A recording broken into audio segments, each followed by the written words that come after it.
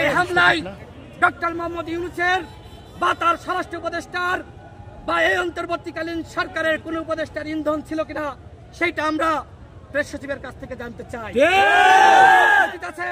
আজকে সেনাবাহিনী বুট জুতা দিয়ে নুরুল হক নূরকে পালিয়েছে।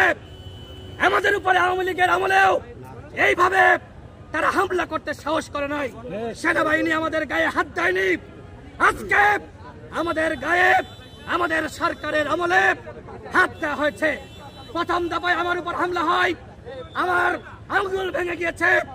দ্বিতীয় দফায় যখন আমি এবং নুরুল হক নূর কথা বলতে যাব, তখন নুরুল হক নূর সহ আমাদের শতাধিক নেতাকর্মীর উপরে হামলা করা হয়েছে। ইসলামী এক হাসপাতালে আপনারা যান, সেখানে গিয়ে দেখেন রক্ত রক্ত আর রক্ত। কারুর হাত ভাঙা, কারুর পা ভাঙা, কারুর চোখে আঘাত লেগেছে, কারুর মাথায় আঘাত লেগেছে। এই যে সেনাবাহিনী এবং পুলিশ আমাদের উপর হামলা করলো, এই হামলার সাথে যারা জড়িত তাদের বিষয়ে সরকারের পদক্ষেপ কি সেইটা আপনারা শফিক ভাইয়ের কাছ থেকে এখন শুনুন। আওয়ামী লীগকে নিষিদ্ধ করা হয়েছে। একইভাবে জাতীয় পার্টি সহ 14 দলের দশর তাদেরকেও নিষিদ্ধের দাবি আমরা দীর্ঘ সময় জানিয়ে আসছি। আমরা নির্বাচন কমিশনে আনুষ্ঠানিকভাবে আমরা অভিযোগপত্র দিয়েছি। আমরা প্রধান উপদেষ্টা বরাবর অভিযোগপত্র দিয়েছি।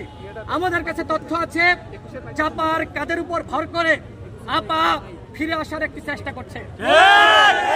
যখন আমরা মশাল মিছিল শেষে আমি এবং নুরুল হক নূর কথা বলা শুরু করব, প্রেস ব্রিফিং চলা অবস্থায় সেনাবাহিনী এবং পুলিশ বাহিনী আমাদের কার্যালয়ের সামনে এসে হামলা চালিয়েছে।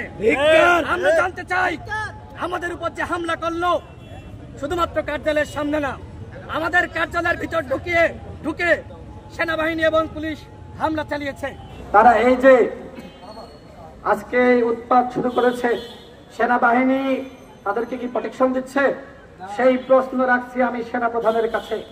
আজকে আমি কখনো দেখি না গণ অধিকার পরিষদের কার্যালয়ে পাহারা দিচ্ছে, কিন্তু জাতীয় পার্টির কার্যালয় পাহারা দেওয়া সেনাবাহিনীর কাজ না।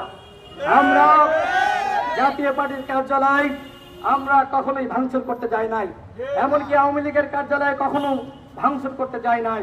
আমরা সরকারকে বলেছি জাতীয় পার্টি এবং আওয়ামী লীগের কার্যালয় সিলগালা করতে হবে এবং জিএম কাদেরকে গ্রেফতার করতে হবে। আজকে যে হামলা হয়েছে অতর্কিত ভাবে, এতে দুঃসাহস। আমরা যদি আমাদের নেতাকর্মীদেরকে অর্ডার দিতাম তোমরা প্রতিরোধ গড়ে তুলো, সেখানে লাশ পড়ে যেত। আমরা কিন্তু এই অর্ডার দিই নাই। আমরা বরং সেখানে গণমাধ্যমে ভাইরাল ছিল, দেখেছে। আমরা মিছিল নিয়ে চলে যাচ্ছিলাম। এখন আমাদের করণীয় কি? আমি ডক্টর মোহাম্মদ ইউনূসের কাছে জানতে চাই, আমরা কি আইন হাতে তুলে নিয়ে ওদেরকে প্রতিরোধ করব, নাকি আপনার সরকার ব্যবস্থা নেবে? আমি সেটি জানতে চাই।